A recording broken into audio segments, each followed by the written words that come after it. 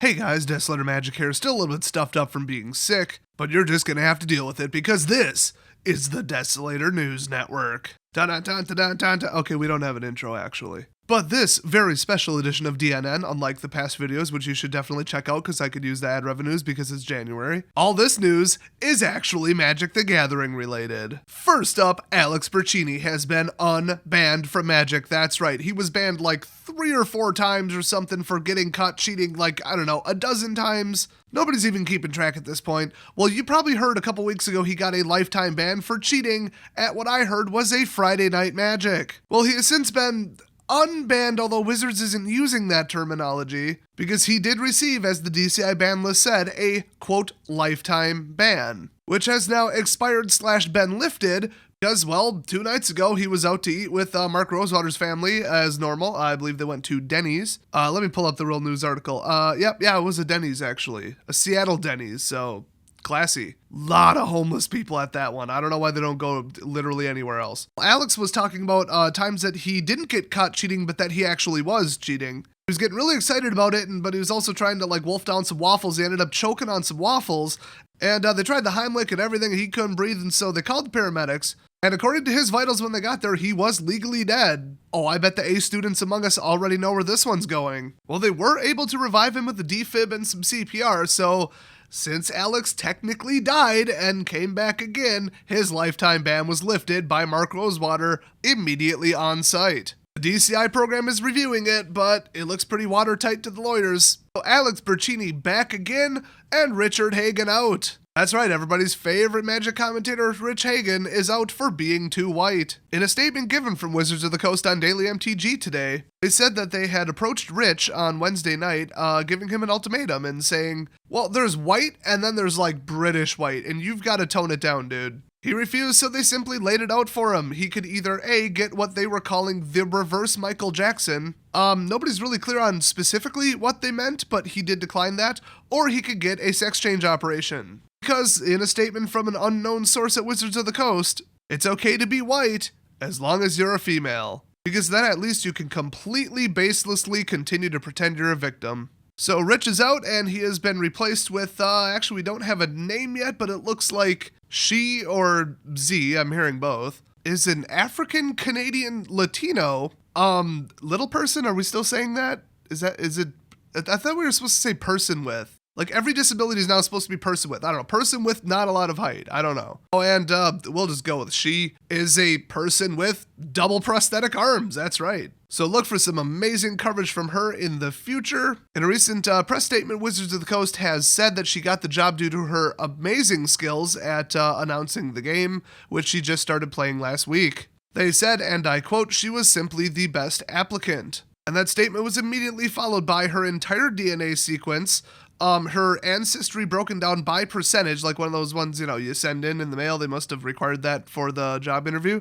And then there's a breakdown of every single stance she has ever had on any moral, ethical, or political stance. Fantastic. Maybe they'll get her to write one of the stories for Wizards too. Oh, it's been a busy Friday because we've got more news, I guess you would say, coming out of Wizards of the Coast today. Just a few hours ago at, between around 9:12 and 11:15 Pacific time, the head of, the new head of production, I don't know if you heard, the old person got fired, the head of production and quality assurance, which is his actual job, he was seen making multiple statements on Twitter. I'm not sure which goes with which. They're kind of hard to follow, so I'm just going to read them in order. The first was going for a night out with my pals at the Dirty Viking. Next was a picture of what can only be described as a very over-the-top Bloody Mary. Actually had an entire Wenzel's sausage stick in it, impressive, a mozzarella stick, an entire full-size dill pickle, a corn dog stuck in it, and what would you call a stick, maybe a bouquet of cotton candy? What do you call it? An order of cotton? I don't know what you call it. And of course he titled it, "Look at this baller-ass Bloody Mary. I'm going to destroy this thing." Now, I gotta say, guys, I'm a bit of a Bloody Mary connoisseur myself. Like, seriously, I should seriously post a picture of my fridge. I got, right now, pretty much everything but Sacramento and Zing Zang. We got some, like, homemade Wisconsin stuff. We got Mr. and Mrs. T's. I got some Major Peters up in here. But I will tell you, you really don't want to put cotton candy in there. That's a mistake, head of production guy. One time at a wedding, they had, like, bottomless Diet Sprite, which, oh my gosh. And they also had a candy bar, and I was getting really bored and wanted to leave, but my family didn't because they were gabbing with some people. And so to liven things up a little bit, they actually had Fun Dip. Like, where do you even get that anymore? So I ate the little Fun Dip sticks, and then I was like, oh, let's make some, like, carbonated Kool-Aid. And I dumped the powder into my Diet Sprite. And then I just shotgunned that whole thing. And minutes later, I was outside actively trying not to throw up in the bushes. I had to do, like, a couple laps around the venue.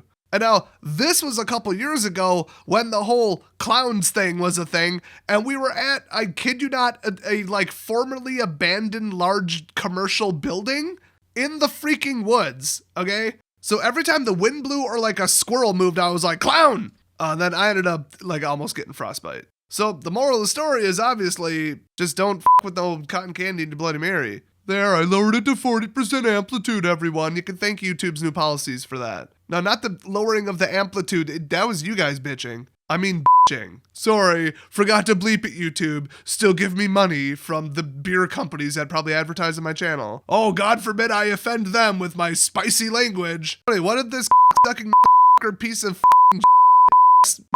from production say? I got my tweets all out of order now after that tangent. Oh yeah, the look at this baller Bloody Mary. All right. The next tweet was, let's do shot, and then it just cut off, and then the next tweet was odds. The next tweet also simply said shots with 67 O's, but this one was accompanied by a picture of what appeared to be 8 bachelorettes at a bachelorette party. I could tell because, well, their hat said bachelorette party, comma, pass the shots. Okay, we've all been there. One time we were in a bar with literally 3 people, and one of them was me and 2 of them were my friends. And we're just chilling. We're like, hey, we should play some pool. Oh, it's so nice and quiet in here. And then we just hear the thing you never want to hear if you're in a nice quiet bar alone. The back door opens, and the first thing we hear is, bachelorette party! Woo! Followed astonishingly quickly by someone, it may have been me, might not have been, saying, can we get the bill? But no, this head of production, he was having it, he was into it, he's like, all right, cool, I'll take a picture. 47 minutes later, he tweeted out just simply a picture with no explanation of him lighting a shot of Fireball on fire with a flaming Fireball the Magic card. So this might be confusing. He lit a Fireball on fire and used it to light a shot of Fireball. That's actually a little funny, I'll admit that. 24 minutes later, he just tweeted out the same exact picture, like literally the same JPEG file 4 times, of just an island from Ravnica Allegiance sitting on the bar curved as hell. I think he was having some trouble with his phone there. Then finally, 4 minutes later, his final tweet was, the new cards curve because the earth is flat, and this is the only way they would work. That's it. No further explanation. Multiple sources were trying to reach him for further comment, but he has since been unavailable. So interesting, I guess we have part of the explanation for why all the cards curve and they're not doing anything about it when he's literally the head of QA. And correct me if I'm wrong, but this is the first, I guess we'll say, public statement by any Wizards of the Coast staff member about the curling cards. Well, assuming you don't consider Brian from Tolarian a staff member. I suspect even he wouldn't title himself thusly. At least he's got the balls to tell him what's up. I mean, lately, yeah, I can respect that a little bit at least. In other news, I don't know if you guys saw the post that was circulating social media lately, but it's basically the pictures and names of every single Democratic candidate that is either suspected or has announced is running in the 2020 presidential election. Well, add one more to the list because Mark Rosewater himself has just announced that he's throwing his hat into the ring for the 2020 presidency. His entire platform so far is we need more control in Magic, and this is going to be brave for the Democrat ticket, but he said he wants to build a wall along the Mexican and US border to keep the toxic white male college students out of Tijuana. I mean, somebody needs to tell him walls work both ways, but I mean, I get where he's coming from. So we've got a couple developing stories not fully realized yet, just little tidbits and press releases I wanted to touch on at the end of the video here. The Wizards of the Coast movie is back on for a 2021 release. They've got a script, they've got a director, and I heard that they're casting now, and all of the casting call materials that I've seen, they literally just say, show up if you're not white. There's no further explanation other than at the bottom in fine print it says, the first Hollywood movie to be made with 0 white people involved. Very brave of them. So the question on everybody's mind, besides where's the FTC, or whoever handles this, would they still consider Italian people, Jewish people, and Irish people as minorities? I mean, going back to the earlier statement about Rich Hagen, there's white and then there's British white. Thanks everybody for watching. In case you missed it in the description and up on screen at one point, not a damn word of this entire video was true. It's 100% comedy, parody. Any names or accounts or anything, anyone, anything involved at all is 100% intended to not be taken as fact. Also, this video is in no way sponsored by Discover Credit Cards. That's right, it's 2019 and my limit on how many people I can get a referral bonus for has reset again. So as I said, they are certainly not directly sponsoring me, but that is an affiliate link down in the description.